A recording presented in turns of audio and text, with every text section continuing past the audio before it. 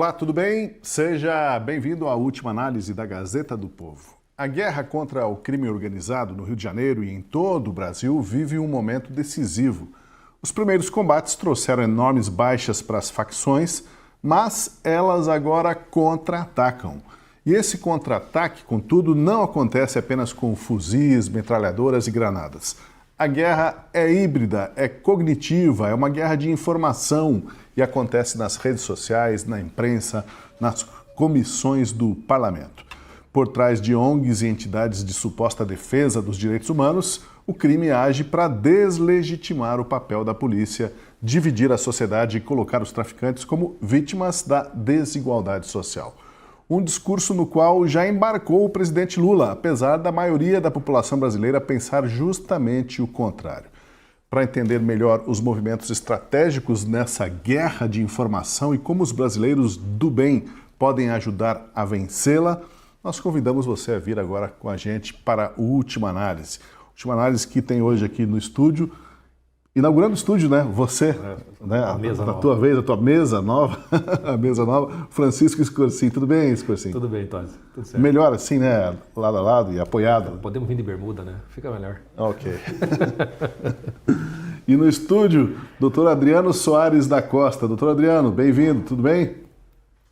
Tudo em ordem, prazer estar com vocês aqui, acompanhado do Deltan.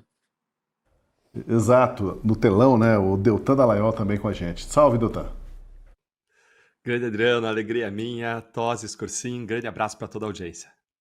Pois olha só, nessa semana, por pouco, muito pouco, uma ONG presidida pela advogada de Marcinho VP, líder do Comando Vermelho, não teve um lugar de honra à mesa do ministro Alexandre de Moraes do STF. A ONG Instituto Anjos da Liberdade iria apresentar um dossiê contra a polícia no encontro com o Moraes. A conversa só não aconteceu porque a imprensa noticiou e a advogada foi barrada na última hora. Outra ONG, presidida por Marcinho VP, a ABL Cárcere, presidida, na verdade, por uma irmã de Marcinho VP, publicou também nota oficial repudiando a ação da polícia.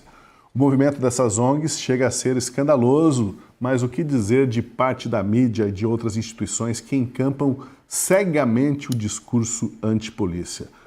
Escorsim, você acompanhou a manifestação dessas ONGs aí, elas estão se mexendo, né? É curioso como o Marcinho VP, preso há tantos anos, em presídio de segurança máxima, tem influência a ponto de manter uma ONG, e não uma, duas. E o pior, essa ABL Cárcere é uma Academia Brasileira de Letras do Cárcere. Eu não acreditei que fosse isso e eu fui pesquisar e de fato é. Eles fizeram, então são escritores que foram presos também. O patrono da cadeira número 1, que na Academia Brasileira de Letras é o Machado de Assis, na ABL do Cárcere eles colocaram o Graciliano Ramos, porque ele foi preso na época política, tem um livro dele do cárcere e tudo mais. E aí você vai ter as outras cadeiras e hoje então quem ocupa essa cadeira número 1 é o próprio Marcinho VP, também pelo visto deve ter escrito alguma coisa. É um negócio tão surreal, é um negócio tão fora de propósito, né? Porque se ela é uma ONG, né? Se ela é uma Academia Brasileira de Letras dos Cárceres, não tem nada que falar com o Alexandre de Moraes, não faz o menor sentido esse tipo de coisa, sendo liderada por um traficante. Quer dizer, a própria noção do sentido de uma Academia Brasileira de Letras já é completamente pervertido com relação a isso. Eu já acho que a própria existência do negócio já deveria ser investigada, já deveria ser tomada alguma providência, porque é impossível você associar com a mesma qualidade, vamos dizer assim, uma figura como Graciliano Ramos e uma figura como Marcinho VP. Mas isso é muito sintomático, né, a que ponto chegamos em termos de cultura brasileira, em termos de normalização das ações do crime e também em termos de normalização da atuação das ONGs, né, porque elas têm um discurso voltado para direitos humanos, mas sempre é genérico, sempre é abstrato, né? Nunca se preocupam com os tais humanos que no fundo eles estão defendendo. A gente já tem anos, por exemplo, eu sempre gosto de lembrar que na época do governo FHC, né, quando o MST surge com uma força maior, o MST foi tratado como uma ONG sem ter CNPJ. Eu acho que até hoje, se duvidar, o MST não tem. Se você não tem CNPJ, você não é uma entidade legal. Se você não é uma entidade legal, você não pode estar participando do debate público, você não pode estar pedindo verba, você não pode... Não tem como. Você pode ser qualquer coisa, você pode falar, ter liberdade de expressão, mas não pode atuar, né, em termos políticos nesse sentido. Mas desde aquela época se normalizou. Mas por que eles não têm um CNPJ, né? Se Então, tivesse um CNPJ, teria um responsável. Exatamente. Em caso de esbulho e invasão da Exatamente. propriedade, precisaria ter alguém que respondesse. Mas o governo brasileiro tratou como movimento social. Então, se você é movimento social, você pode. Você pode fazer qualquer coisa. Aí a gente, né, avançamos no tempo e a gente chega nesse momento em que, assim, qualquer ONG, e eu acho que pelo menos nós estamos passando por uma fase em que o fato de vir com o nome ONG já não significa que é boa coisa, porque acho que a gente passou um bom tempo achando que vem com o nome ONG, parece que é uma coisa de abnegados, que é uma coisa voltada para o bem público, e muitas vezes são apenas fachadas de interesses, como fica muito claro nesses dois casos. Se as duas ONGs são conduzidas por Marcinho VP ou por alguém ligado a ele, não tem como considerar entidades legítimas. É simples assim. O sujeito é um narcotraficante, preso, sei lá, não tem como. O que é mais um motivo para que aquele famoso UPL lá de associar as facções criminosas com entidades terroristas seja uma necessidade. Não porque ela seja um terrorista no sentido específico do termo conceitual, mas porque a equiparação faz sentido. Pelo fato de que a tomada de espaço, não apenas territorial, mas também cultural, tá feita. Uma associação chamada Academia Brasileira de Letras do Cárcere é quase que tirar sarro. É tirar sarro da nossa cara. Pois é. Doutor Adriano, o nome é bonito, né? Academia Brasileira de Letras do Cárcere, a ONG Anjos da Liberdade, mas por trás de nomes bonitos, de fachadas, podem ter intenções escusas, né? Como que o senhor vê essa aproximação das ONGs e a aproximação do discurso delas muito perto, né, do que é o discurso da esquerda, discurso encampado até pelo presidente Lula, de que houve chacina, de que houve matança, de que a polícia pesou a mão demais, de que as pessoas que morreram lá, a maioria delas, são vítimas da sociedade? Veja, Tosi, na verdade, essa questão do Lula, primeiro começar por isso, o presidente ele não encampou o discurso. Esse é o discurso que já é da esquerda como um todo. Está dentro daquela ideologia em que se transforma os meliantes em vítimas. O próprio presidente Lula, em uma entrevista, deixou claro que compreende que os traficantes são vítimas dos usuários. Isso foi uma declaração há pouco tempo. Se formos olhar como vem se pronunciando formadores de opinião, redações de jornais ligados à esquerda,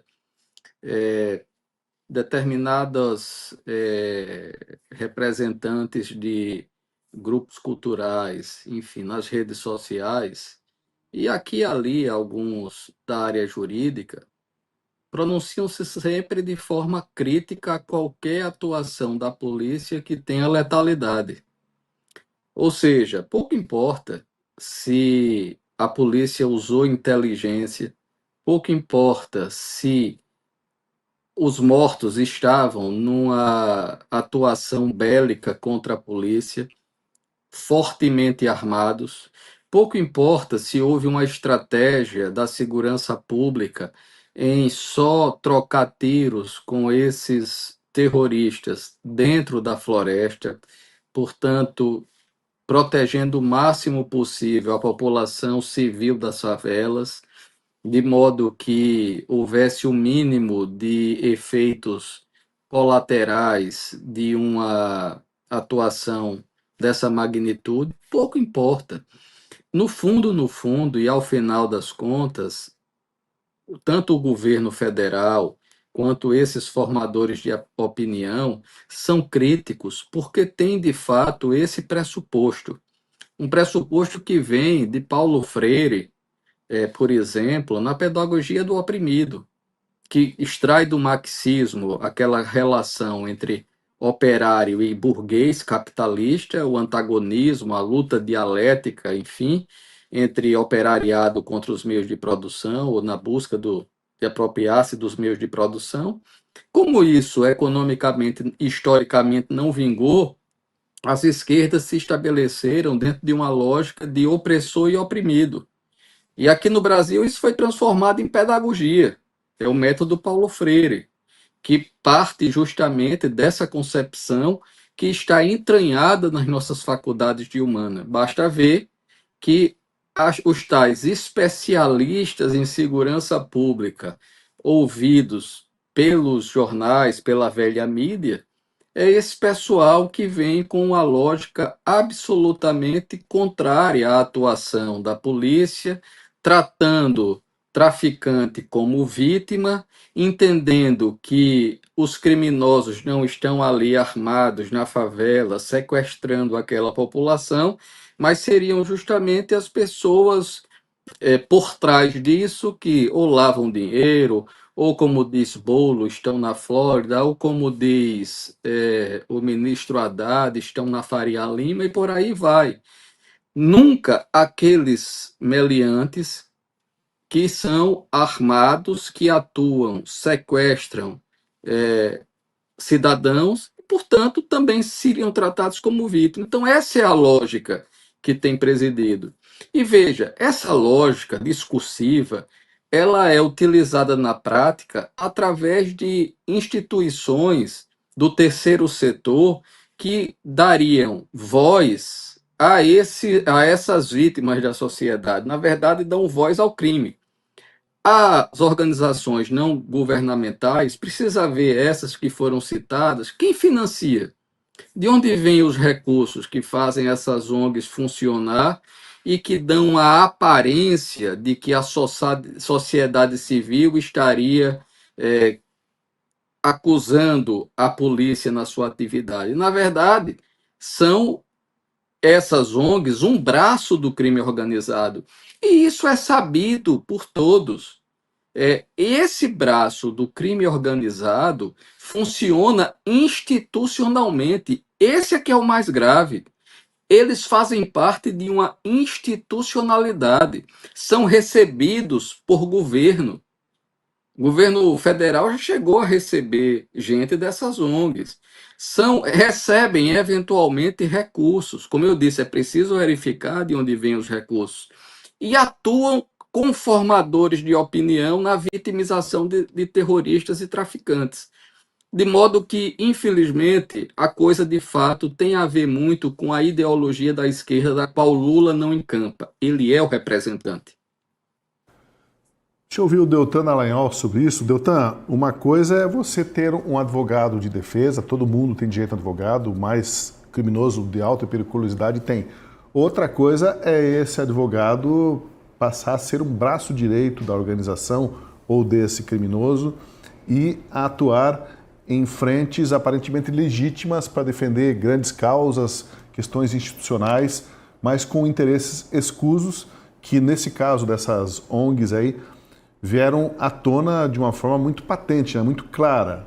Não dá para a gente entender assim que essas ONGs elas agem, digamos, de forma legítima, buscando o bem comum, a proteção das comunidades nessas regiões do Rio de Janeiro, do país. É uma ONG de fachada mesmo, porque surgiu pelas mãos de um criminoso de alta periculosidade. Então, você tocou nos dois problemas dessas ONGs. O primeiro desses problemas dessas ONGs é a ideologia. E aqui a gente está no campo do debate das ideias. Qual é o problema? O problema é que essas ONGs elas encampam uma ideologia de esquerda que vê o crime como sintoma de uma doença maior da sociedade que eles chamam de desigualdade. Então o crime seria apenas um sintoma dessa doença. Como um sintoma dessa doença, a pessoa que pratica o crime, ela não é propriamente culpável. Ela é uma vítima da desigualdade. Ela é uma vítima de um capitalismo opressor. Então, como ela é uma vítima, ela não merece uma punição. Daí o lema da esquerda é descriminalização, despenalização, desencarceramento. Eles entendem que a pessoa do criminoso, ele não é responsável por suas ações. Ele é efeito colateral de um sistema opressor. E como tal, ele não deveria ser punido. Aliás, eles veem muitas vezes como um aliado na derrubada do sistema capitalista por desestabilizar o sistema. Então, o primeiro problema dessas ONGs de esquerda, de combate ao crime, entre aspas, que acaba se aliando no crime, pelo menos em relação ao resultado que ela promove, é um problema de ideologia, E mais, essas ONGs elas vêm das comunidades, mas elas não representam a visão das comunidades. Vamos lembrar que as pesquisas apontaram que 90% das pessoas que moram nas comunidades do Rio de Janeiro afetadas pelo crime organizado apoiam a operação, a mega operação contenção que foi feita no Rio de Janeiro. Enquanto essas ONGs elas se opõem. Elas veem o policial como se fosse ele o criminoso e o bandido como se fosse ele a vítima. Esse é o primeiro problema. O segundo grande problema dessas ONGs é a captura. Essas ONGs elas acabam sendo capturadas pelo crime organizado muitas vezes. Não posso afirmar que todas, é claro. Não estou dizendo que a ONG A ou a ONG B é, mas existe uma captura em geral. E eu vou mostrar isso primeiro em casos e depois de modo mais abstrato, mais geral. Veja o caso da irmã do Marcinho VP, que preside uma entidade. Veja o caso da advogada Flávia Frois também, que representa como advogada o Marcinho VP e que está representando a ONG Anjos da Liberdade. Só deve cuidar de anjinhos, né?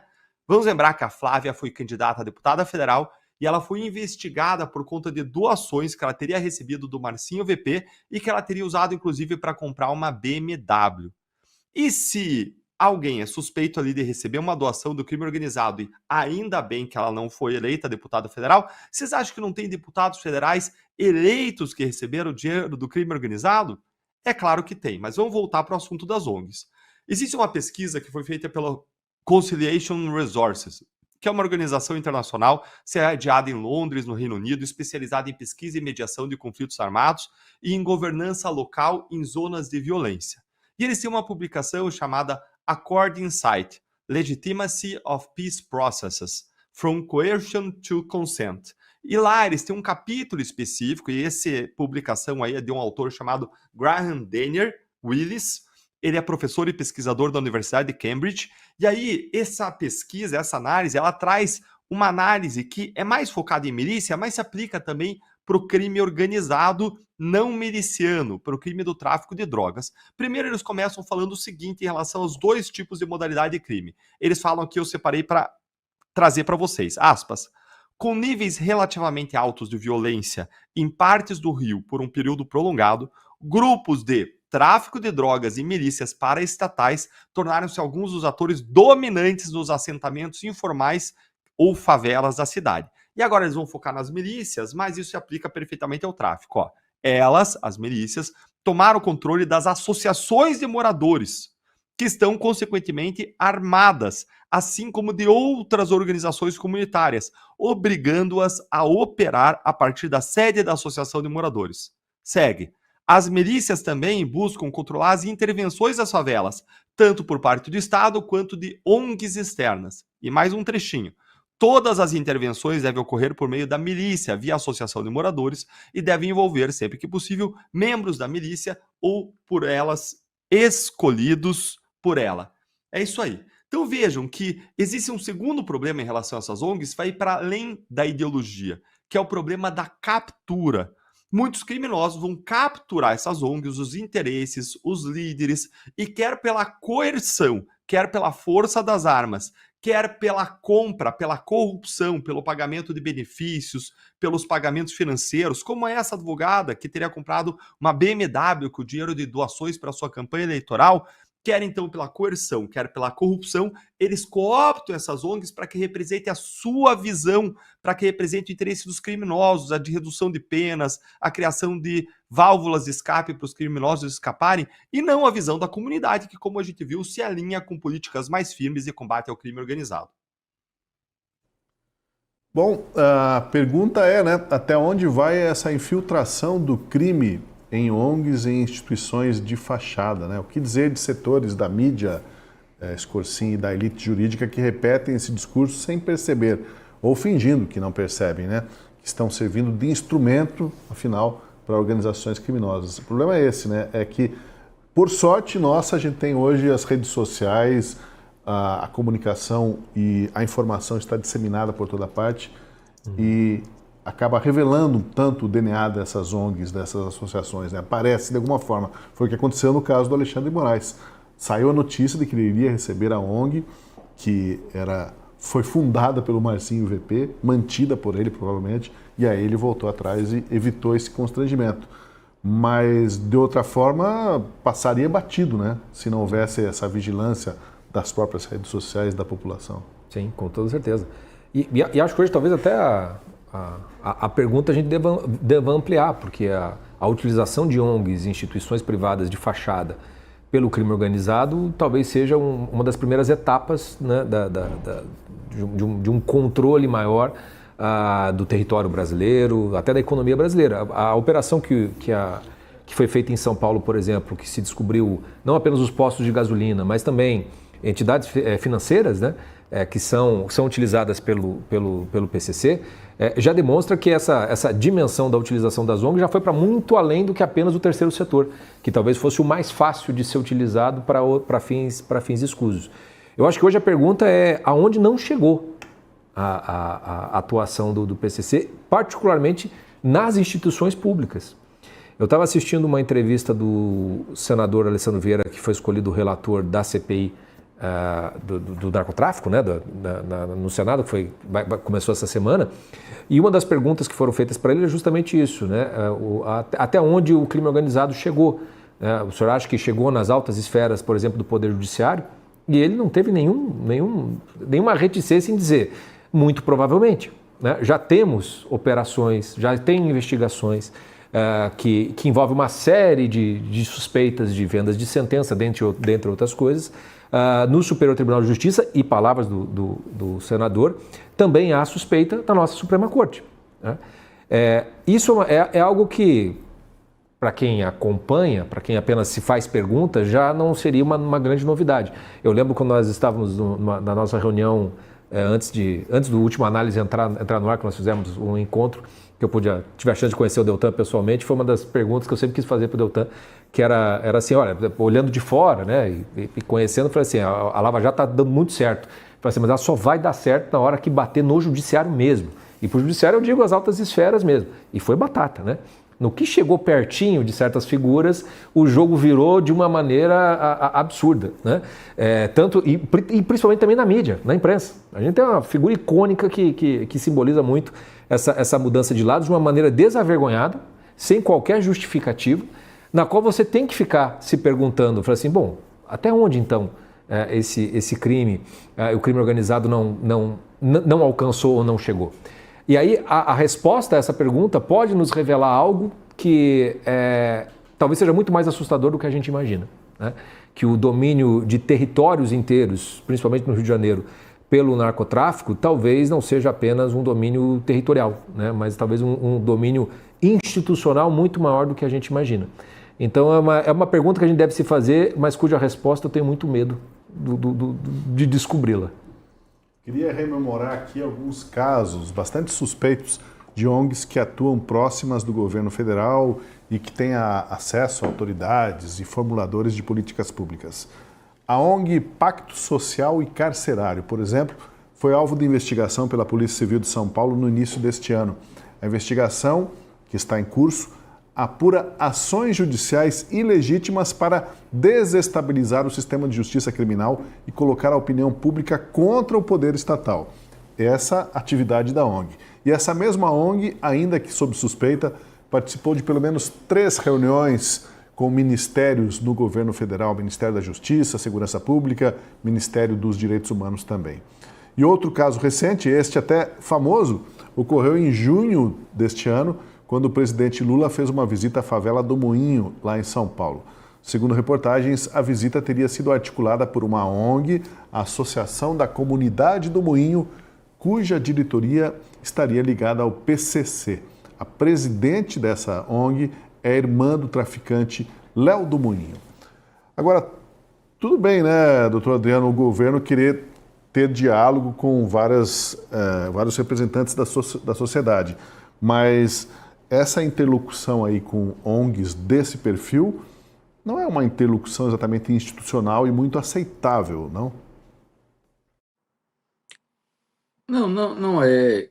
E, na verdade, isso, como eu disse, essas ONGs, elas institucionalizam o diálogo com a criminalidade. A criminalidade, ela se estrutura no seu braço político, com candidatos, o Deltan deu o exemplo.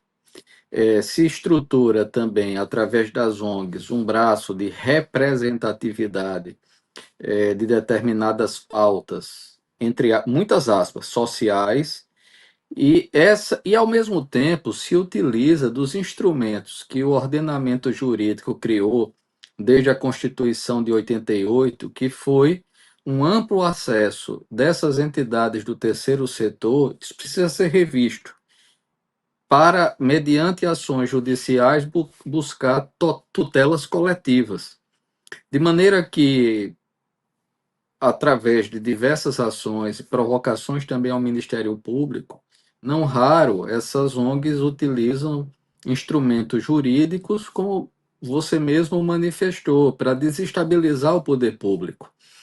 Então, esse é um dos aspectos importantes, porque também nós estávamos falando sobre a questão das mídias sociais, dos formadores de opinião, se criam rótulos ou expressões para o discurso público que parecem palatáveis, mas precisa olhar o que está muitas vezes por trás dele. É natural, por exemplo, que nós tenhamos expressões que têm uma carga emotiva muito positiva, como defesa dos direitos humanos, proteção dos direitos humanos, garantias individuais, proteção do acesso e preservação do acesso à justiça, garantias constitucionais.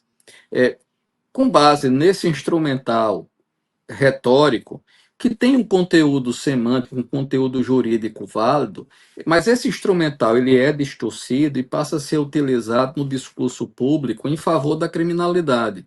Então, por exemplo, ninguém, disse o presidente Lula e disseram muitos desses especialistas, não tem que se dar o direito de defesa, não pode a polícia executar se substituindo ao poder judiciário e ao devido processo legal.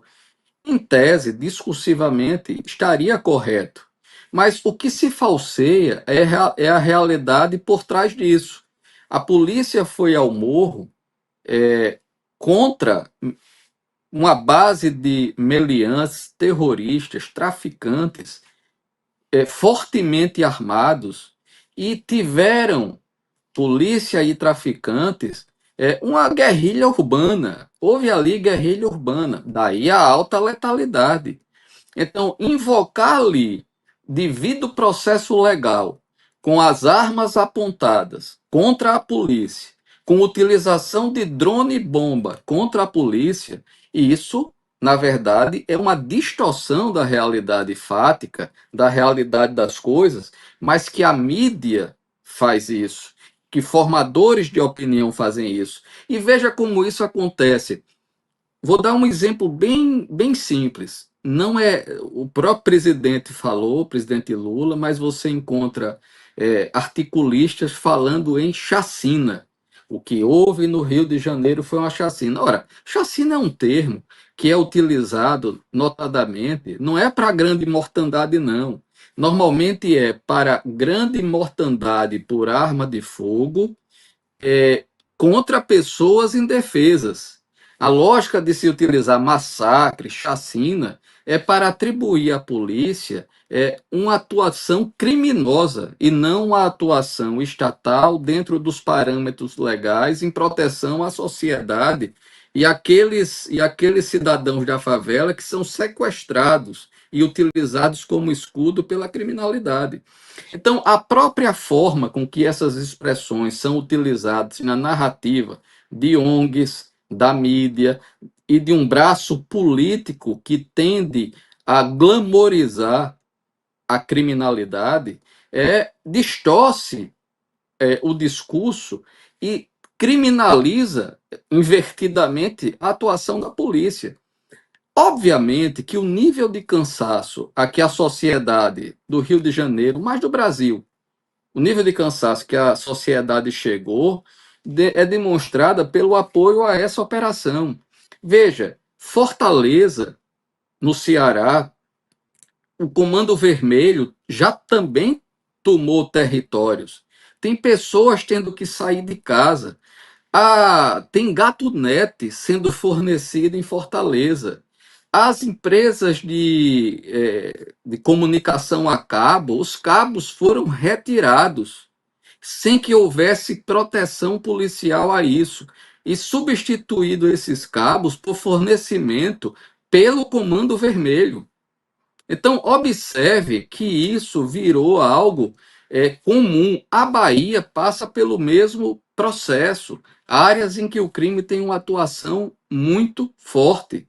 E, obviamente, essa relação em que ONGs protegem discursivamente e dão a estrutura institucional e política para essas atuações e facções criminosas, fica evidente. Por outro lado, há de fato uma preocupação de que o crime organizado tenha se embrenhado nas estruturas do Estado.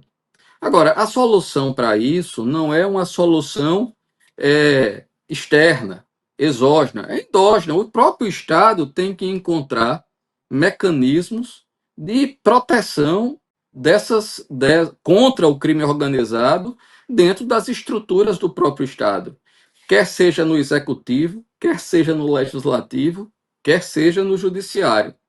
De toda sorte, agora, como essas reação do Estado contra a criminalidade que se enraiza por dentro dele é feito, ninguém melhor do que o Deltan para falar das dificuldades disso e das reações que normalmente esses grupos têm contra a atuação dos que querem combater a criminalidade dentro das estruturas. Pois é, antes da gente passar para um outro assunto que não pode passar batido, deixa eu só ouvir, Deltan, que avaliação você faz da atuação e da gerência, digamos assim, eu podia falar ingerência, mas da gerência de Alexandre de Moraes nesse processo, como agora relator provisório ali da DPF das favelas. A DPF, teoricamente, ela teve o seu julgamento encerrado em abril deste ano, mas havia ali algumas obrigações ainda a serem acompanhadas. Eis que a DPF ressuscita com força, né? Isso faz lembrar esse inquérito do fim do mundo, né? Que é o inquérito das fake news, que tem data para começar, mas nunca a gente sabe quando vai terminar. A DPF das favelas, pelo jeito, é algo parecido, né? A própria presença de Alexandre de Moraes se deslocando de Brasília até o Rio de Janeiro, com acompanhamento, escolta policial, segurança, etc., transmite a sensação de que, chegou aí quem é que governa o país, e não o Lula, que depois apenas fez alguns comentários infelizes e rapidamente os maqueteiros falaram: por favor, presidente, não fale mais que só vai piorar as coisas. Vamos lembrar que essa DPF, em primeiro lugar, ela não deveria existir. Ela é fruto de uma visão progressista de esquerda de que um conjunto pequeno de pessoas intelectuais podem governar o Brasil e vão ter uma visão privilegiada em relação à massa dos cidadãos ignorantes. É uma visão típica de Revolução Francesa, progressista, segundo a qual a massa não tem conhecimento, a massa é ignorante, mas poucos intelectuais têm uma visão que a massa não tem. Isso é diferente da visão conservadora, que acredita que o conhecimento, a experiência de vida, a tradição, a evolução da história traz um conhecimento que não vai ser nunca detido por um grupo pequeno de pessoas. Por exemplo, a determinação dos preços. Quanto deve custar um pão? Quanto deve custar o pão é algo que é decidido por uma multitude de atores do mercado, por relações de oferta e procura, então o conhecimento está disseminado na sociedade. Da mesma forma, na visão conservadora, o conhecimento sobre o que é melhor para o país, sobre as políticas adequadas de segurança pública, estão disseminados na sociedade e nós vamos escolher quais são as melhores políticas por meio dos nossos representantes, os congressistas. Quando a gente olha não só para essa disputa de visões, mas olha para a nossa Constituição, a quem compete definir políticas públicas de segurança? Ao Congresso Nacional e ao Poder Executivo, jamais ao Poder Judiciário. Então essa DPF, em primeiro lugar, ela é absolutamente esdrúxula. Ela é fruto de um ativismo judicial, de um Supremo Tribunal Federal que tem uma visão de esquerda, progressista e que decide atropelar o Congresso Nacional porque quer impor a sua visão de mundo iluminada, progressista, sobre uma maioria conservadora da sociedade que eles julgam burra. Essa é a triste realidade. Então essa DPF não deveria existir. Agora, existindo, ela foi julgada, teve seu julgamento encerrado. Ela ficou remanescendo apenas para verificar o cumprimento das condições. Mas aí Alexandre de Moraes, em vez de cumprir as condições, de analisar o cumprimento das condições com base em relatórios, em critérios técnicos, em análise, não. Ele vai pessoalmente, ele age como parte, mas na verdade não é só porque ele tem aí rotineiramente ele se arvora a condição de comandante máximo do Brasil. É pior do que isso. É porque eles querem interferir politicamente e concentrar poderes para garantir os rumos da eleição de 2026, inclusive em relação ao Senado e como eventuais senadores eleitos, e o Cláudio Castro pode ser um senador eleito em 2026, vão se comportar em relação ao STF, que lembre, morre de medo, tem calafrios com um possível impeachment caso uma maioria de direita seja eleita no Senado Federal. Essa é a realidade dessa DPF das favelas. É uma usurpação de poder do Congresso Nacional, é um atropelo do poder, é um desvio de finalidade para exercer atividades políticas com o objetivo de controlar poder, se autoproteger e não sofrer um processo de impeachment no futuro. Agora eu queria avançar para um próximo ponto, voltando para o ponto anterior, sobre o qual o doutor Adriano fez suas colocações de modo, como sempre, brilhante, precisas, corretas, e quero acrescentar uma coisa. Esse tipo de lobby feito por organizações criminosas, por meio de ONGs, para definir políticas públicas, é legítimo ou é ilegítimo? Afinal de contas, se todos os cidadãos podem trabalhar e definir políticas públicas, podem influenciar o governo, os criminosos que sofrem as consequências das punições, que estão em presídios, eles não podem também legitimamente buscar influenciar políticas públicas? A resposta é não, por duas razões. Primeiro, porque o criminoso condenado ele tem seus direitos políticos suspensos, e em segundo lugar, porque o criminoso, ele buscar influenciar a política pública quando ele viola a lei, para atenuar a violação da lei, soa algo contraditório, ou seja, ele atuou de forma contrária às normas sociais e ele quer anular o efeito dessas normas sociais. Ele está agindo de modo contrário à sociedade, aos interesses da sociedade. Então não me parece um lobby legítimo. Isso não significa que quem faz esse lobby, os advogados, os consultores, os membros da ONG, estejam praticando uma atividade ilegal. Não, a atividade deles é lícita sob o ponto de vista da lei. Agora, atuar em nome dos criminosos para minar as políticas de Estado de combate ao crime, isso é imoral e isso é ilegítimo. Agora eu queria avançar para o último ponto.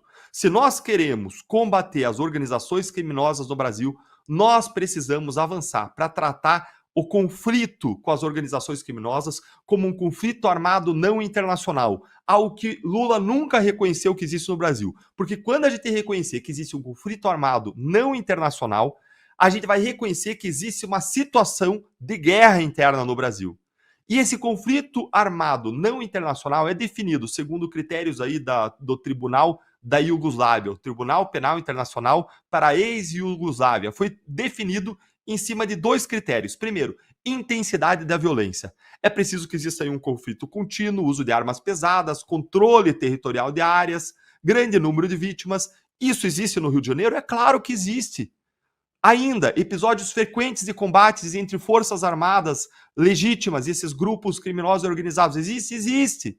Segundo lugar, é preciso que exista uma organização dos grupos armados, uma cadeia de comando identificável, capacidade de planejar e realizar operações militares, uma disciplina interna, controle sobre território, sobre civis. Isso existe no Brasil? É claro que existe. Então, estão preenchidas as condições para existir aí um conflito armado não internacional. E qual é a vantagem disso, Deltan? A vantagem de você estabelecer que existe, sim, um conflito armado não internacional é a possibilidade de você abater pessoas que estão em situação de participação contínua no conflito, que está numa situação de função de combate e que está numa função de atuação dentro desse grupo criminoso contra o Estado, ainda que o Estado não haja para se proteger em legítima defesa. O que eu quero dizer com isso? Se você não tem o reconhecimento de um conflito armado não internacional, você não pode abater um cidadão que está armado na favela fazendo uma ronda contínua de fuzil,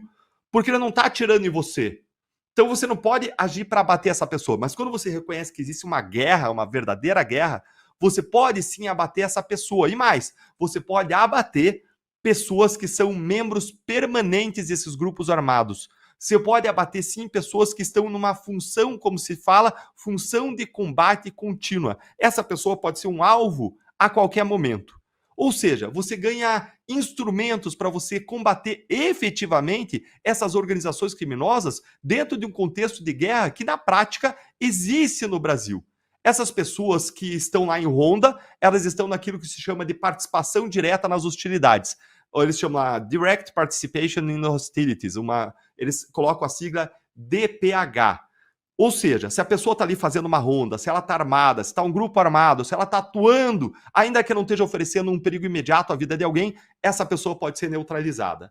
E a pessoa que tem uma atuação contínua, como os grandes líderes da organização, que mesmo quando não está ali portando uma arma, ele tem uma função permanente, essa pessoa pode ser neutralizada. Se a gente não fizer isso, a gente não vai ter os instrumentos de combate efetivo a essas organizações criminosas. Então, um outro assunto agora de destaque que não pode passar batido é o avanço na Câmara dos Deputados do PL do Streaming, também conhecido como PL da Mordaça. Basicamente, o projeto de lei prevê a taxação extra das plataformas de streaming como Netflix, Amazon Prime, Disney Plus, Apple TV, YouTube, enfim, a lista é extensa. A taxa de até 4% seria para levantar fundos e financiar a fiscalização da internet a cargo da Agência Nacional do Cinema, Ancine. E na prática, essa proposta, que já teve texto base aprovado na Câmara, submete as redes sociais e as plataformas de vídeo à burocracia estatal. Vai exigir um credenciamento prévio e autorização da Ancine para essas empresas poderem operar no país. Aí, Scorsin, estamos diante de uma nova ofensiva, do governo para controlar as redes a todo custo. Agora, querer controlar o discurso cultural de entretenimento, provisão de conteúdo das plataformas, como que faz o streaming aí dos nossos filmes, das nossas séries. Sim, a impressão que passa é que vai se comendo pelas beiradas, né? Vai se cria um negocinho aqui que não tem a ver com liberdade de expressão, não tem a ver com censura e se bota uma jabuticaba aqui, uma jabuticaba ali, vai se criando os caminhos para se chegar naquilo que me parece ser o verdadeiro propósito e objetivo, que é um controle efetivo da internet como um todo, né? Porque o serviço de streaming depende da internet. Uma das coisas que me incomoda, para não dizer que me irrita quando se noticiam essas coisas, é que dá a impressão que quem vai pagar esse imposto é a Netflix, é o Amazon Prime, né? E obviamente que quem vai pagar é quem usufrui, quem usa desse serviço, porque obviamente o valor da taxa vai ser repassado ao preço. Portanto, é o consumidor, é o brasileiro. Então nós estamos diante de mais um aumento de impostos, seja a criação de um novo, seja o aumento de um que já existe, no qual as empresas evidentemente vão passar para a ponta, né? Então vai pesar sempre sobre nós. No final das contas é a gente que vai estar sempre carregando o Estado nas costas. O fortalecimento, vamos dizer assim, da Ancine, eu acho que já tem aí algo, talvez até queria ouvir a opinião do doutor Adriano, porque naquele acórdão que ainda não saiu do julgamento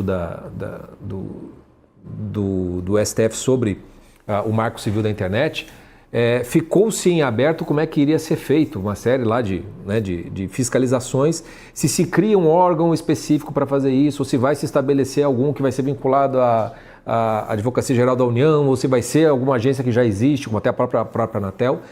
Já quer me parecer que, através, e por isso que eu digo que vai pelas beiradas e de repente a estrutura está toda montada para se fazer aquilo que eles realmente desejam.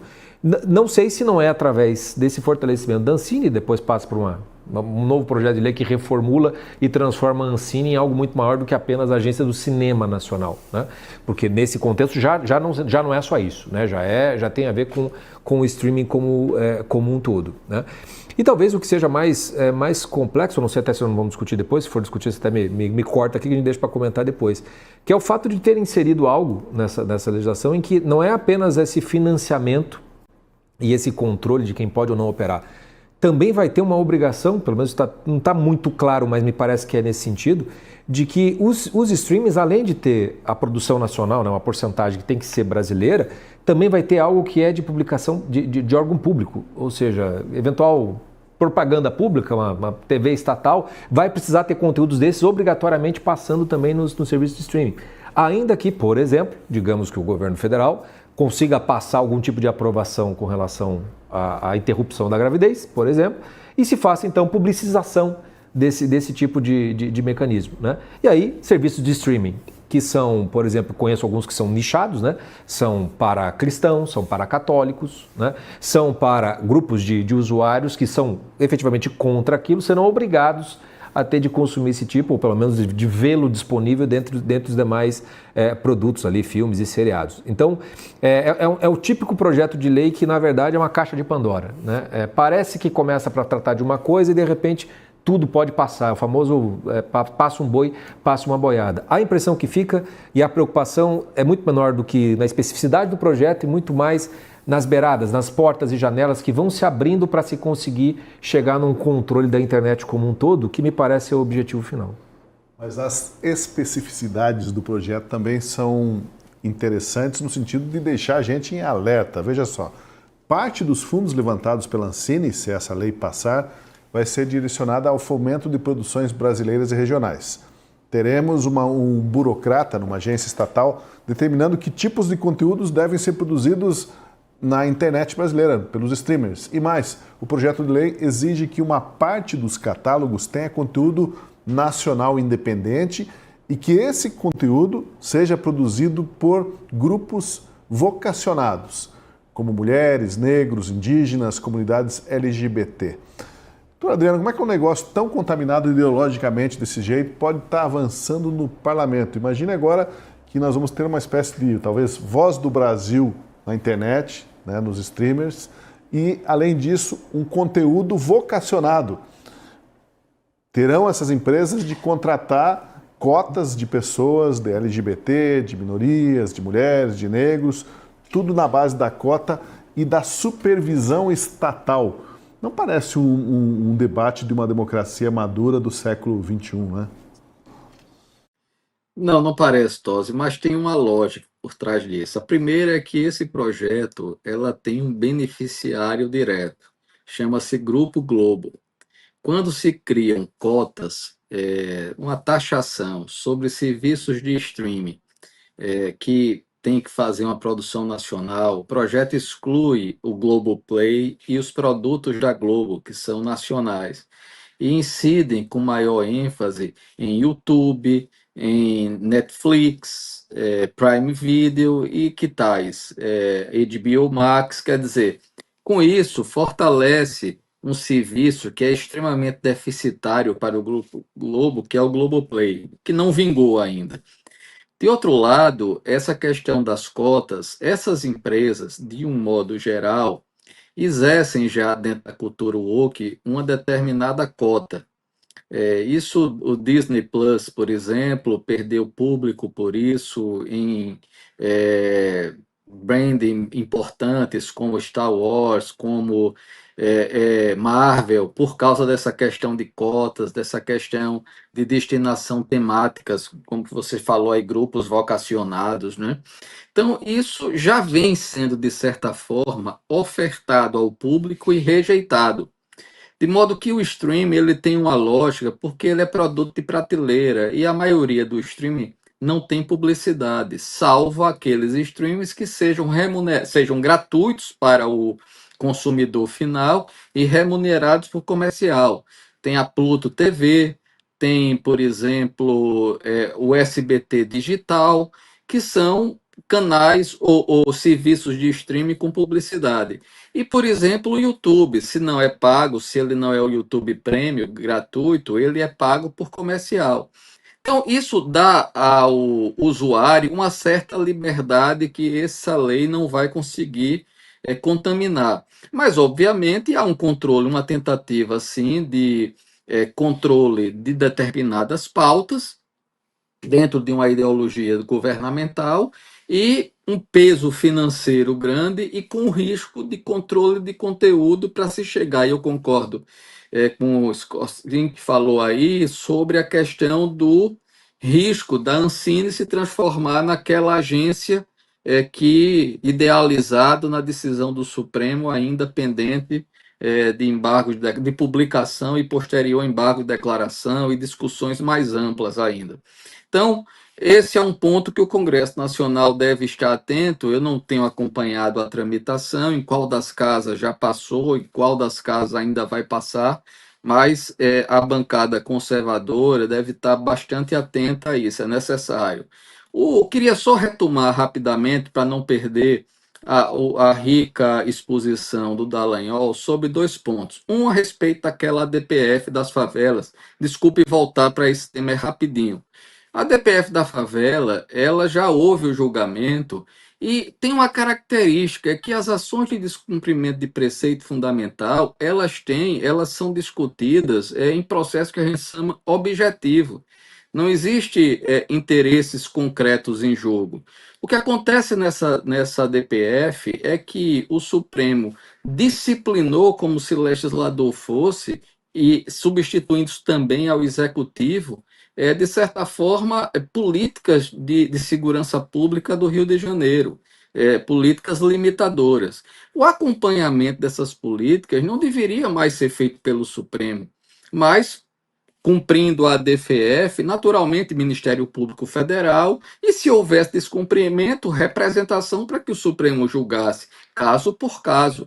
Aqui não, esses processos se transformaram no que se chama aí de processos estruturais, como se fosse substituição do judiciário ao executivo e ao legislativo, violando assim o sentido e a lógica das ADPFs. Esse é um ponto, é uma distorção absurda.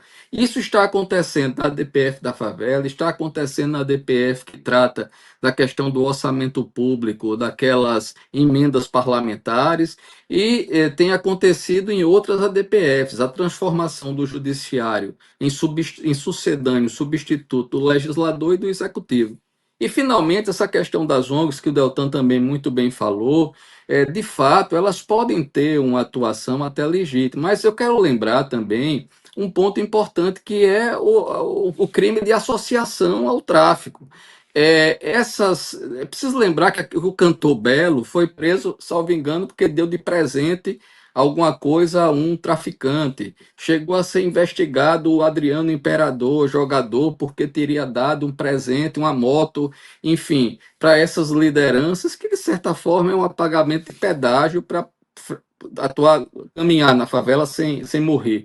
No fim das contas, essas entidades, boa parte delas, precisam ser investigadas não pelas pautas em si, mas se são financiadas, se atuam como braço civil, social do crime organizado, se elas, na verdade, buscam, com essa atuação em aparência legítima por trás, em destruir a atuação do Estado contra a criminalidade, essa criminalidade já constituída, organizada, bélica, armada, em guerra civil contra a sociedade. Então, acho que eu concordo com tudo que o Deltan disse, mas queria só fazer esse apontamento, que as ADPFs elas estão sendo paulatinamente transformadas no que não são na Constituição, em verdadeira hipertrofia do judiciário, que passa a fazer funções executivas e legislativas, e essas ONGs também como braço organizado, ou braço do crime organizado, com financiamento e atuação em favor de minar o poder público, e não só de pautas sociais. Acho que isso precisa uma investigação também. Eram esses dois pontos. Perfeito, está anotado o seu apontamento aí. E eu quero ouvir do Deltan aqui. O Deltan até escreveu um artigo sobre esse tema que a gente abordou agora, que é o PL do streaming, né? E o perigo que isso representa em deixar o governo avançar mais esse tanto na vida privada das pessoas, na regulamentação das redes sociais e na provisão de conteúdo do que nós vamos assistir e com cotas também para o que a gente pode assistir, Deltan. Sim, Tosi, eu vou dizer que existem dois grandes problemas, ou melhor, três grandes problemas nesse PL. Esse PL entrou como PL da Globo e se tornou PL da Globo e PL da Mordaça. Em primeiro lugar, o primeiro problema é a questão do conteúdo identitário. Ele está sendo usado como um veículo para permitir a doutrinação, para permitir a imposição de uma visão de mundo. E isso é ruim, seja o governo de esquerda, seja o governo de direita. Essa interferência governamental excessiva na esfera privada, na liberdade dos indivíduos, na visão de mundo, é ruim, a gente está dando superpoderes para o Estado. E quando a gente tem uma visão de esquerda que busca hegemonia, lembra? Antônio Gramsci falando que busca-se hegemonia, lembra da longa marcha pelas instituições, aí a esquerda dominando escolas, universidades, mídia, artes, você sabe que você vai ter por consequência, se você abrir espaço para esse conteúdo identitário, com artes dominadas pela esquerda, uma doutrinação ideológica de esquerda sobre as nossas crianças, jovens, sobre a nossa sociedade. E além disso, existe uma transferência de riqueza que se faz ao se obrigar à realização desses projetos identitários, uma transferência de riqueza que é feita em favor desses artistas, dessas entidades, dessas empresas de esquerda. E isso tudo a partir de uma visão do Estado entrando para enviesar em favor de uma determinada ideologia. E isso é ruim. Esse é o primeiro problema. Doutrinação ideológica, enviesamento ideológico, favorecimento ideológico. Problema 1. Segundo problema, se cria uma tributação sobre serviços de streaming, inclusive sobre serviços como o YouTube. Quando você tributa, você desincentiva aquela atividade, você diminui a capacidade daquele veículo de informação de conteúdo como o YouTube, de concorrer no mercado com outros espaços de publicidade. E eu tenho 2%, é 2%, mas isso significa que provavelmente a gente vai ter um 2% de desestímulo, de desincentivo em comparação com outros veículos de publicidade. Ou seja, você vai ter uns 2% aí de desestímulo à produção de conteúdo, como os conteúdos são veiculados no YouTube por inúmeros canais de direita, de esquerda, de centro, sobre animais, sobre vida, sobre bem-estar, sobre comédia para crianças, entretenimento. Tudo isso acaba sendo desestimulado em comparação com outros espaços. Ou seja, para se privilegiar grandes corporações, entidades que são grandes no Estado, a grande mídia, para se privilegiar ela, se atua em detrimento dos pequenos geradores de conteúdo. Isso me parece um pouco assim antidemocrático quando a gente tem um governo de esquerda que fala que quer distribuir, aumentar as oportunidades para os pequenos. Em terceiro lugar, a gente tem um problema mais grave de todos, na minha opinião, que é o problema da regulação indireta da internet. Eles enfiaram lá dentro desse projeto um jabuti, uma previsão, uma regra que coloca uma boa parte ali da internet debaixo do controle desse projeto, que submete tudo a punições da Ancine. Ou seja, a Ancine passa a ter um poder desmedido, inclusive para regular, chamar atenção, puxar a orelha e punir as redes sociais. Lembrem que o governo já quis várias vezes regular as redes sociais, ofereceu o projeto das fake news, grandes debates, toda hora eles voltam nesse ponto. A gente teve a discussão do Marco Civil da Internet no Supremo, e agora veio esse projeto em que eles enfiaram esse jabuti, e pelo jeito eles vão conseguir, se o Senado não barrar, ter nas suas mãos, enfim, a regulação da internet. E isso é ruim por quê? Isso é ruim porque a gente tem um governo de esquerda, uma Ancine aparelhada pelo governo, com visão de esquerda, que vai controlar a internet, em que vai acontecer o grande palco dos debates da eleição de 2026. Você entendeu agora o tamanho do problema? E mais, a gente tem uma sociedade que, segundo uma série de pesquisas, nunca esteve tão à direita. A gente nunca teve, na nossa história, uma eleição tão grande de prefeitos à direita, governadores, senadores, deputados estaduais, vereadores. Nas últimas eleições gerais e municipais, a gente nunca teve uma eleição tão à direita. A gente nunca teve também uma população tão à direita. Tem um crescimento significativo dos evangélicos, que, segundo projeções, vão chegar a 36% no ano que vem, o que dá uma inclinação mais à direita da nossa sociedade. E esse ambiente de internet, se não for regulado, vai expressar o quê? Uma visão mais à direita. Embora a gente tenha uma população mais à direita, muita gente não se deu conta da visão do governo, de como as visões do governo interferem na sua compreensão da população, das pessoas, dos religiosos, sobre várias pautas de interesse para elas. E é na internet que essa conscientização é gerada, que essa percepção é gerada, que esse grande debate vai acontecer em 2026. E o que eles estão fazendo é puxar o poder para eles, para controlar a internet, controlar o discurso nessas grandes eleições que vão acontecer no ano que vem, que são, na minha opinião, a eleição mais importante das nossas vidas. É algo muito perigoso. Esse projeto se tornou também um projeto da mordaça, e colocar muito poder na mão do Estado para controlar o que se diz, o debate público, o discurso, e poder enviesá-lo para a esquerda, para a direita, para cima ou para baixo é ruim. Nós precisamos proteger as liberdades contra a interferência excessiva, invasiva do Estado. Pois é, como o Deltan colocou, vai muito além, então, apenas de uma voz do Brasil na internet, né? É a voz, é a mão, é o poder do Estado ingerindo também nas plataformas de streaming. Agora, será que faria algum sentido reserva de mercado para conteúdo brasileiro no streaming? Interessante notar que hoje a série mais vista na Netflix, por exemplo, é uma série nacional, Donos do Jogo. E no outro canal ali no Amazon Prime é Tremembé, outra série nacional. Então, essa espécie de lei Rouanet, né, que querem criar para as plataformas de streaming, não é assim que você cria da noite para o dia produto de qualidade, né?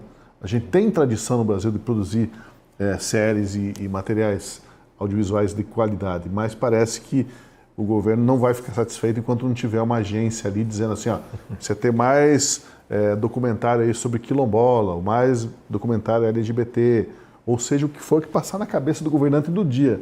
E o Deltan bem alertou ali que é um problema tanto para governante de esquerda quanto de direita, né? Porque assim como pode haver excesso de um lado, se amanhã troca a linha ideológica do poder, também pode haver excesso do outro lado. É o tipo de aparelhamento que o Estado não poderia ter, né, Scorsin? Não, de modo algum. Eu sou a favor, só seria a favor de uma reserva de cota para conteúdo, produtos de qualidade boa. E que eu fosse o curador desses. Aí eu aceitaria alguma coisa parecida. Mas fora disso, é uma tentativa fadada ao fracasso, né? Recentemente também na Netflix, cheguei até a escrever para a editoria do Cultura sobre aquele seriado Psica, que é uma gíria do Pará, que também fez sucesso. Quer dizer, não tem sido raro que as produções brasileiras tenham alcançado um público, inclusive fora do país. O que me leva a uma pergunta que talvez seja ingênua da minha parte é assim, com base em que dados essas pessoas definem que é preciso fazer a reserva de vaga para conteúdo nacional, né? Ou até mesmo que há uma necessidade de financiamento, porque assim, a indústria cinematográfica ela custa muito dinheiro, né? Há uma boa parte, várias fatias da cultura que de fato, se você não tem um incentivo, se você não tem um financiamento, dificilmente existiriam. Um exemplo são orquestras sinfônicas, que custam muito caro, cujo público não pagaria, digamos, por si só, os concertos, a manutenção dessas orquestras, mas cujo valor cultural, cujo valor humano e artístico justificaria, vamos dizer assim, algum tipo de atuação. Não estou aqui defendendo, mas eu estou sempre dizendo assim, existe de fato determinadas áreas da cultura cujo valor não se verifica em dinheiro. Que esse é um dos problemas quando a gente lida com a cultura. É tratá-la como se fosse sapato na prateleira. Cultura é outra coisa, teria que ser medida de outras maneiras. Então, quando a gente vai para a indústria do cinema brasileiro, sempre foi uma indústria muito capenga, no sentido de que é um ou outro grande estúdio que consegue fazer. Acho que boa parte das produções, inclusive, que tem conseguido sucesso, são sempre vindos dos mesmos estúdios que conseguem um financiamento privado para poder fazer essas obras, não raro usando de Lei Rouanet, dentre outras, né? Então, a minha pergunta que eu faço é assim, eu posso até discutir, posso até aceitar que seja uma necessidade, desde que me provem que há uma necessidade para isso. Quer dizer, há uma necessidade de você construir, sei lá, um parque industrial para cinematografia, como já se foi feito em algumas vezes. Há uma falta de interesse, né? Falta de interesse não, mas não aparece na vitrine, por isso as pessoas não sabem, por isso não assistem. Mas quando a gente olha para a realidade da Netflix, da Amazon Prime, a gente vê que esses conteúdos que são de países, por exemplo, na Netflix tem muito conteúdo de língua espanhola, por exemplo, e aparece muito facilmente, as novelas turcas se tornaram um fenômeno, os doramas sul-coreanos também se tornaram fenômenos. As próprias plataformas estão investindo em conteúdos regionais e levando esses conteúdos para conhecimento de outras línguas e de outras culturas e nacionalidades. Então, me parece que o próprio sistema dos streaming já está fazendo esse serviço sem que haja essa necessidade. O meu receio é assim, além de não funcionar, periga até estragar aquilo que está começando a funcionar. Porque o fato de a gente ter na Amazon Prime um seriado muito bem assistido, muito ruim, mas muito bem assistido, que é o Tremembé, e tem esse Donos do Jogo que eu não assisti ainda na Netflix, me parece demonstrar exatamente o contrário daquilo que eles estão decidindo lá no Congresso. Mas para além das cotas, a preocupação aí, eu acho, envolve a questão de exigir conteudistas apontados pela Ancine, né? Aquelas, como eles chamaram ali, tem que ter lá uma cota para produtores de conteúdo que sejam ligados ao público LGBT, que sejam ligados aos negros, às mulheres, etc.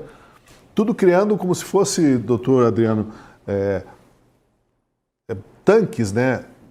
Compartimentos da sociedade em que você divide mais as pessoas do que integra elas, quando você começa a dividir cada um de nós aqui. Então ele é o Scorsin e eu somos descendentes de italianos. O senhor, de repente, é descendente de português. O Deltan tem cara de turco, não, Deltan? Não, o Deltan é italiano também. Já pensou se daqui a pouco a gente começa a nos colocar aqui em caixinhas de descendente de italiano, descendente de português, descendente de espanhol e começa a exigir tratamento diferenciado por causa dessas questões que são próprias do ser humano, negro, opção sexual, histórico de vida.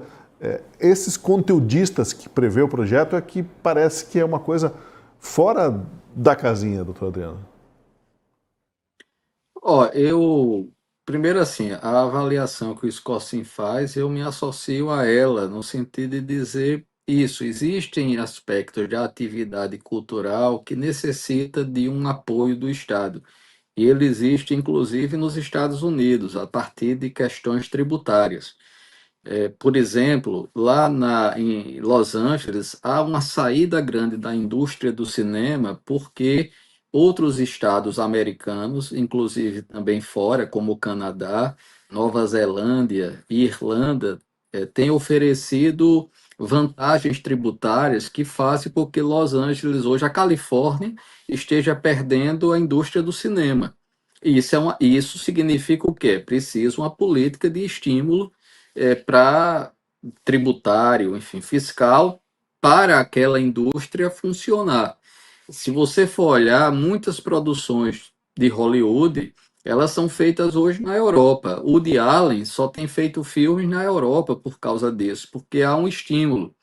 A Nova Zelândia tem investido muito nisso, em grandes estúdios, para acolher esses filmes americanos. Então, por aí se vê, um tempo desse havia uma discussão, por exemplo, de uma série da HBO chamada Monstro do Pântano, que é um personagem da DC Comics, que ela só durou uma temporada porque mudou a legislação tributária do estado pantanoso em que ele era filmado. E com isso foi feita uma conta de padaria e a HBO Max deixou de produzir. Então, essa é uma realidade. Do mesmo jeito que tem uma questão cultural. Se você não estimula a sua cultura em streams, você tende a perder espaço para outras culturas. Foi citado aqui Dorama. Eu adoro Dorama, né? Assisto que é uma beleza. Então, por quê? Porque são séries que trazem uma cultura mais, digamos assim, com valores com os quais eu me identifico. E isso são mais leves, são mais doces, digamos assim, de assistir do que você está assistindo só tiro e bomba, como acontece com muitas produções brasileiras. Então, tem esse aspecto cultural que precisa, sim, que o Estado tenha uma política de estímulo à cultura. Isso eu sou favorável. E entendo que como já não temos mais a proteção das concessões públicas, em que era proibido o estrangeiro investir, e hoje a internet quebrou esses muros, é preciso então que haja um estímulo. Sou favorável quanto a isso. A forma e o modo é que há uma discussão. Isso não se trata de paternalismo estatal, se trata de proteção à cultura nacional, regional. Uma outra coisa diferente é a questão de você criar, como o Tosi fala aí, essas exigências de conteúdo nacional produzido por mulher negra, indígena e LGBT. Isso foi tentado ainda na Disney, é um subproduto da cultura woke, não funciona, há uma rejeição grande, perda de público por isso. Foi olhar, um dia desse a Netflix estava com Cleópatra, era uma negra, por conta disso houve uma rejeição muito grande e foi um investimento jogado fora. Dia desses houve Acolyte, uma série de Star Wars que mudava toda a lógica, era um grupo de lésbicas Jedi, foi um fracasso. E todas essas, e várias séries que foram modificados personagens, inclusive nos quadrinhos, colocando esses grupos identitários, todos fracassaram. Porque quem disciplina, não adianta você impor uma pauta ideológica ou uma pauta woke, porque a maioria do consumidor, ele não quer ser doutrinado, ele quer se divertir. E o grande problema, teve essa novela Vale Tudo recentemente na Globo, houve uma rejeição muito grande e a Odete Roitman, que era para ser vilã, saiu quase como heroína, porque tudo que ela dizia eram colocadas ela como vilã de pautas conservadoras, o discurso dela ganhava uma aderência com o que a sociedade pensa. Enquanto os tais mocinhos falando em descarbonização, e o povo sabe lá o que é descarbonização, quer dizer, com pautas ambientais ou com pautas ideológicas, políticas, até um personagem no final fez um discurso ufanista sobre o Brasil atual, né, do governo da esquerda. Enfim, essa situação toda de tentar utilizar a arte como forma de militância política e de doutrinação da sociedade já se mostrou furado. E isso, na verdade, ao invés de você criar uma maior expansão e representatividade, como a esquerda gosta de falar, no fim você faz o aumento de criação de muros, de criação de guetos, em que as pessoas que, por mérito, podem alcançar o estrelato, podem alcançar o sucesso profissional, termina colocando como se elas só estivessem ali porque fazem parte de um determinado grupo político de militância ideológica. E isso, obviamente, é muito ruim e o resultado sempre é o mais negativo possível. Porque quem, enfim, afinal de contas, faz o produto ser um sucesso é quem o consome. E o consumidor, me parece, hoje já é demonstrado, não aprova esse tipo de política identitária. Pois é, um outro assunto que a gente precisa abordar aqui é o seguinte: a cidade símbolo do capitalismo no mundo acaba de eleger um prefeito muçulmano e socialista, Zoran Mandani, que reza voltado para Meca, nascido em Uganda, filho de uma cineasta indiana, foi eleito para dirigir Nova York. Parece que o voto dos jovens e dos imigrantes foi o que definiu a vitória do prefeito comunista. Cerca de 36%, 37% da população de Nova York não nasceu nos Estados Unidos. Isso espanta muita gente, mas, por outro lado, é algo que só é imaginável mesmo numa democracia, né? A democracia tem essa virtude que alguém com um perfil tão radical pode chegar ao poder, existem caminhos para isso. Agora, que avaliação, Deltan, você faz da chegada desse prefeito esquerdista para administrar a meca do capitalismo mundial? Parece contraditório, mas é isso, é a realidade hoje de Nova York.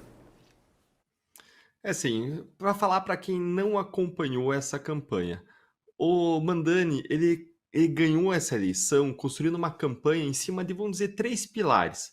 Um pilar de rede social, ele era muito autêntico na rede social, a mãe dele é experiente aí na área do cinema, e ele construiu uma imagem com conteúdo viral, autêntico, engajador, interessante, engraçado e ao mesmo tempo muito humano, com muito storytelling, muita contação de história e até a imagem, até os filtros usados na filmagem, tornava ele uma pessoa mais agradável para as pessoas que escutavam. Ele ainda adotou uma abordagem multicultural, usou outras línguas, ele converteu aquilo que vinha como crítica, o fato dele ser socialista, citando personagens anteriores de Nova York que fizeram um bom trabalho e que tinham um alinhamento à esquerda para convencer o eleitor. Quando criticavam ele como um possível muçulmano que ia ser radical, ele fez um discurso em árabe num programa para reverter e trazer revertendo aquilo, tornando aquilo que era negativo em positivo. Então, o primeiro pilar foi um pilar aí de redes sociais. Um segundo pilar foi um pilar de engajamento daquilo que os americanos chamam de grassroots. Ele buscou muito ali um engajamento, especialmente do jovem na campanha. Ele tinha 50 mil voluntários. E se estima aí que esses 50 mil voluntários entraram em contato, bateram em porta 1,5 milhão de vezes e fizeram mais de 500 mil telefonemas. Ou seja, ele conseguiu um grande engajamento de voluntários e pessoas que trabalhavam gratuitamente na campanha dele. E o terceiro pilar, além de rede social e de engajamento das pessoas, foi o discurso. E qual foi o centro do discurso usado aí pelo Mandani? O centro do discurso foi de tornar Nova York uma cidade acessível. Esse foi o coração do discurso dele. Ele foi naquilo que mais incomodava o nova-iorquino e ele trouxe propostas que conquistaram o coração deles, como congelamento de aluguéis. O custo em Nova York hoje é muito caro, o aluguel subiu acima da inflação e ele propôs o congelamento de aluguéis. E agora, aliando com o que eu falei antes de rede social, tem um vídeo muito famoso dele que ele começa de terno na praia dizendo: olha, eu estou congelando. Mas não sou eu, estou congelando os aluguéis. Ele entra no mar congelante e sai molhado, ele segue o discurso. Esse tornou um conteúdo viral e que ele passou a mensagem que ele queria sobre o congelamento dos aluguéis, o que é algo que toca o coração de muitos nova-iorquinos. Ele ainda propôs a construção de 200 mil novas unidades habitacionais acessíveis em 10 anos, com o objetivo de aumentar a oferta também dos imóveis e, com isso, diminuir o preço dos imóveis. Ele propôs também transporte público gratuito de todos os ônibus urbanos. Ele fez uma conta dizendo que isso ia agilizar o deslocamento, ia conseguir viagens 12% mais rápidas, isso ia somar 36 milhões de horas economizadas em relação aos passageiros de Nova York, trazendo um imenso benefício econômico e mostrando que em Nova York cada viagem ali é quase $3 por viagem. Isso faz muita diferença no final do mês no orçamento do trabalhador nova-iorquino. Uma outra proposta dele foi de creches de educação infantil gratuitas e universais, porque a pesquisa que eles fizeram mostrou que esse era o segundo maior custo, além do custo que as pessoas tinham com moradia. E ele seguiu aí o exemplo bem sucedido de alguns outros lugares que conseguiram implementar isso. Veio aí, inclusive, a inspiração de um ex-prefeito lá, Bill de Blasio, que implantou isso em 2014 com sucesso e fez essa proposta também. Uma outra proposta que ele fez, essa aqui acho que mais difícil de implementar, mais polêmica, é de uma rede de mercados públicos com preços acessíveis, especialmente em regiões que não têm mercados. Isso gerou a adesão de um dono de uma grande rede de mercados e gerou a repulsa de um outro dono de grande rede de mercados. Esse outro que se opôs, ele disse, ó, se ele ganhar eu vou fechar minhas lojas e vou sair daqui. A ideia dele é subsidiar indiretamente ali o mercado, criar mercado público, subsidiando, pagando, e com isso forçar a diminuição do preço dos mercados privados. Mas vai enfrentar certamente aí um desafio de eficiência e uma série de desafios se ele for realmente montar isso. Ele propôs também um aumento do salário mínimo municipal, mostrando que os aumentos estaduais do estado não correspondem à necessidade do custo de vida da cidade. Propôs aí um escalonamento aí até 2030 do aumento do salário. Ou seja, ele trouxe uma série de propostas que, como vocês veem, tocam diretamente nas dores cotidianas das pessoas. Por outro lado, gerou isso um grande ceticismo. Por quê? Porque os conservadores, as pessoas da direita, falaram, tá bom, não existe almoço grátis. De onde que ele vai tirar esse dinheiro?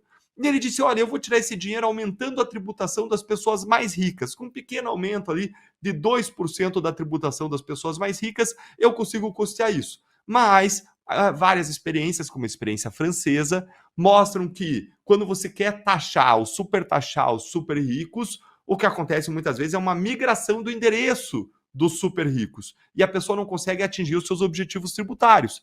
Então tem um risco aí. E a questão é se o quanto ele vai aumentar de tributo vai fazer ou não os super ricos saírem de Nova York. Além disso, ele vai ter desafios políticos, porque inclusive o aumento de tributos e outras medidas que ele está propondo depende da aprovação da Assembleia ou do governo estadual, não é só o municipal que pode propor e estabelecer, o que vai gerar aí um desafio político de implementação, junto com essa saída dos super ricos que o pessoal chama de votação com os pés, né? Você não gosta, você se desloca e você sai daquela região. Isso aconteceu, por exemplo, na Califórnia.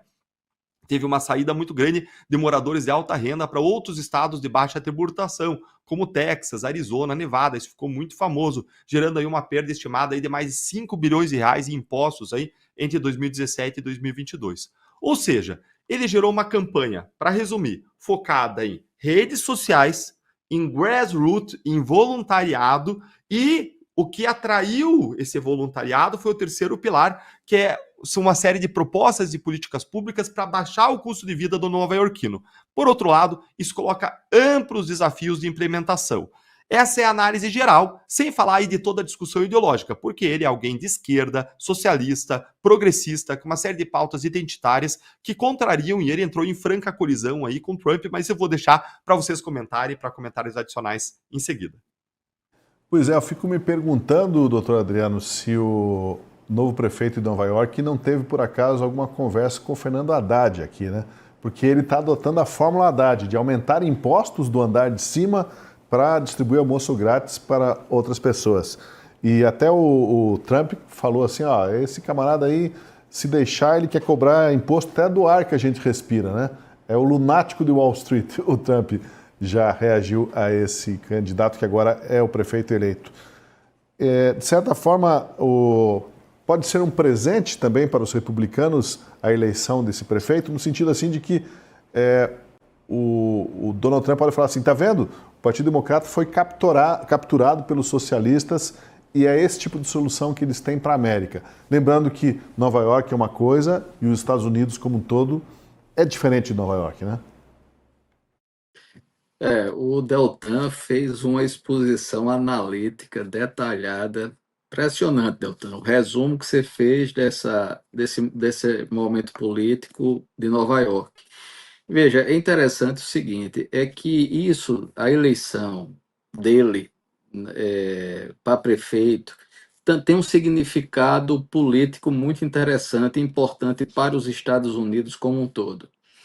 Primeiro lugar, com quem ele concorreu? Ele concorreu sobre o principal oponente dele. Os dois principais oponentes seria o atual prefeito, que é democrata e que iniciou a corrida eleitoral. Ele tinha, de certa forma, perdeu o espaço no Partido Democrata, e o ex-prefeito o Cuomo, que foi o prefeito em Nova York da Covid. Então, na verdade, Nova York é um estado, é uma cidade absolutamente azul, ou seja, absolutamente democrata. E os três que concorreram, o republicano que concorreu, um de boina vermelha, ele não tinha votação nenhuma substantiva. De modo que foram esses três que concorreram, de fato, três democratas.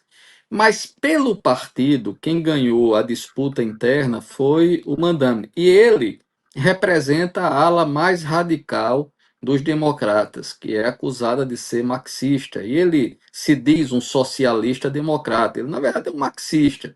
As teses dele são marxistas, né? E, com isso, no final, o prefeito de Nova York desiste e apoia o Cuomo. E o Cuomo, ao longo da corrida, foi ganhando espaço na medida em que foi sendo exposto mais o candidato que terminou vencendo, mas não venceu com a diferença tão grande do início da corrida. Pois bem, ele ganha e com esses pilares que o Deltan colocou, na verdade, todo ele depende muito de um aumento forte de tributação e, de outro lado, a constituição de programas sociais à moda sul-americana. Né? Quer dizer, isso vai de encontro à cultura dos Estados Unidos. É você criar não uma rede de proteção social, mas, na verdade, uma rede de dependência do Estado, o paternalismo estatal. Isso nada tem a ver com a cultura americana de livre concorrência, de estímulo à livre iniciativa. Eu vou dar um exemplo. Eu estive em Nova York há pouco tempo. E peguei o carona, na verdade, um serviço do aeroporto até o hotel. O motorista, ele era brasileiro. E no caminho nós fomos conversando, e ele então comentando a gestão do Biden de trazer um monte de imigrante, abrir as fronteiras, que na verdade foi uma forma que os democratas encontraram de mudar os mapas eleitorais, transformando imigrantes ilegais em votantes. Porque em alguns estados democratas, como Califórnia e próprio Nova York, não se exige sequer a comprovação de cidadania. Veja que loucura. Pois bem, então isso era uma forma de você mudar o censo que determina o número de cadeiras e as estruturas de cada um dos distritos. Então eles fizeram essa jogada. Para isso, contrataram hotéis, 5 estrelas inclusive, e encheram de imigrantes esses hotéis e ainda dando dinheiro. É mais ou menos o que o Mano quer fazer, de um modo geral, em Nova York. E, pois bem, então o motorista comentava comigo, o que fazia o transfer, ele dizendo o seguinte: olha, doutor, Aqui, muita gente, inclusive brasileiros, amigos meus, que têm renda, que são Uber, que têm receita própria, que têm negócios, foram para esses hotéis e receberam recursos. Porque isso é um incentivo, então. É tudo que não é da cultura americana. É um estímulo que se quer fazer. Supermercado grátis, metrô grátis, supermercado com comida subsidiada, aluguéis subsidiados. Não é só congelar preço, porque ele não pode interferir em preço público. Na verdade, a ideia dele é que a prefeitura de Nova York compre imóveis e, portanto, com esses preços subsidiados, derrube o custo de aluguéis. E, na prática, o risco é Nova York perder, como a Califórnia, o Deltan disse muito bem, a Califórnia, grandes empresas do Vale do Silício, grandes contribuintes da Califórnia foram para o Texas. O Texas hoje está crescendo a um nível muito maior que a Califórnia. E para os estados ali vizinhos. As empresas do Elon Musk, do ponto de vista fiscal, foram para estados vizinhos. E isso faz com que, claro, a receita da Califórnia tenha caído drasticamente. Essa é uma realidade, portanto, nos Estados Unidos, mas tem um ponto que é fundamental. Os Estados Unidos sempre tiveram os dois partidos, republicano e democrata, com perspectivas diferentes, mas muito tênues. Se você pegar o Partido Democrata clássico, até Clinton, Clinton já mudou, mas até Clinton você pega uma concepção muito semelhante com os republicanos. Eles representam o que hoje pensam os republicanos. Todavia, houve, ao longo do tempo, o Partido Democrata ele se radicalizou. E essa vitória, essa eleição de Nova York é uma queda das velhas raposas democratas para uma turma nova, com a concepção marxista, uma visão woke, uma visão identitária radicalizada. Como isso vai representar a gestão do mandato em relação às eleições americanas de meio de mandato, legislativas do ano que vem, a gente vai ter uma percepção do que isso vai representar do ponto de vista do eleitorado conservador e do eleitorado democrata, dos independentes e dos democratas mais conservadores. Pode haver um deslocamento para republicanos, ou para um voto em políticos mais conservadores, ou pelo menos menos radicais. Me parece, então, que essa eleição de Nova York tem esse perfil muito interessante de uma virada do Partido Democrata, que muda a política americana.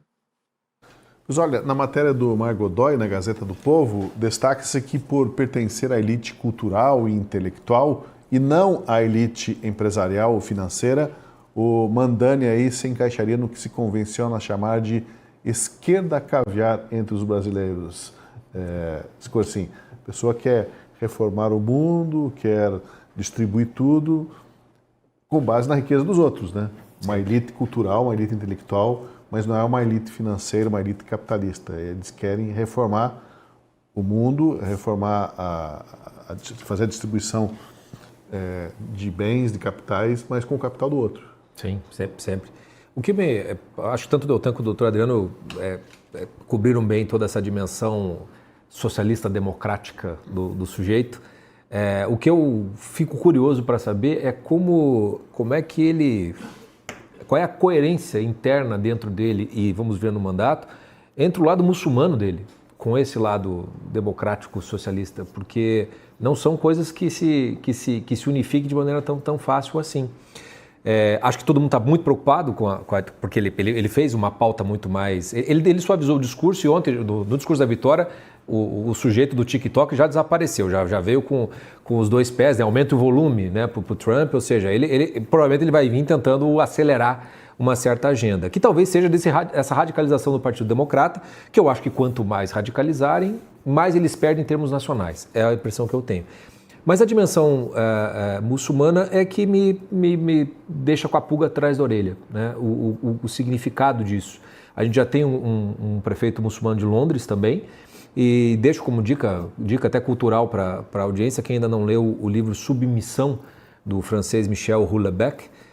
Ele é um livro que foi escrito faz alguns anos e a história se passaria em 2023. E seria exatamente uma eleição de se não me engano, um presidente muçulmano na França. E o livro é muito interessante porque ele não é exatamente uma distopia, mas ele vai mostrando como digamos assim, a fragilidade das instituições ocidentais, da democracia, seja nos Estados Unidos republicanos e democratas, como isso tudo se fragilizou de uma tal maneira que, de uma maneira democrática, o Islã chega ao poder e, uma vez que ele chega ao poder, ele começa a estabelecer estruturas, no livro, principalmente no meio universitário, em que não há muita alternativa senão você se submeter à religião muçulmana. Então, num tempo muito rápido, muita gente começa a se tornar islâmico dentro da França. E de uma verossimilhança o livro que você chega a ficar assustado, né?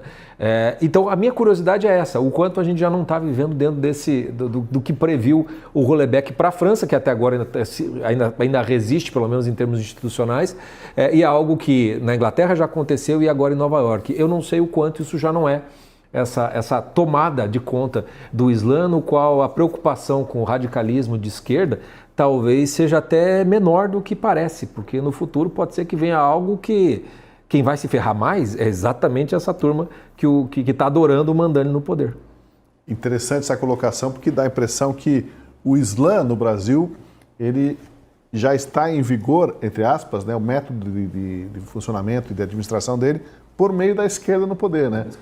Que é essa visão de que o governo tem que intervir em todas as áreas, tem que nomear pessoas para cuidar da vida particular de cada um. É um princípio islâmico, né? Próprio dos regimes islâmicos. Mas, enfim, isso é um tema para um outro papo.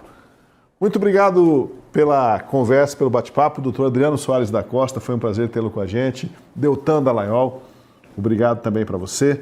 Francisco Scorsin, especialmente a você, nosso espectador que nos acompanhou.